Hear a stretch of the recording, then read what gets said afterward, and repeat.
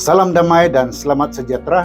Topik pesanan dari kitab Wahyu yang bertemakan Yesus akan datang lagi untuk kali ini ialah namanya di dahi mereka. Wahyu 22 ayat 4 berkata, mereka akan melihat wajahnya dan namanya akan tertulis di dahi mereka. Inilah inti pengharapan kita, yaitu melihat wajah Yesus sendiri. Tidak ada lagi penghalang antara kita dengan Tuhan. Namanya yang tertulis di dahi menandakan kepemilikan dan kasih yang kekal abadi. Kita adalah milik Kristus untuk selama-lamanya.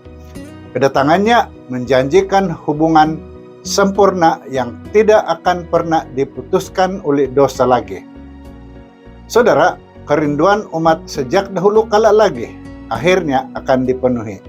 Kita akan melihat Raja yang telah menebus kita dengan darahnya. Mari kita berdoa.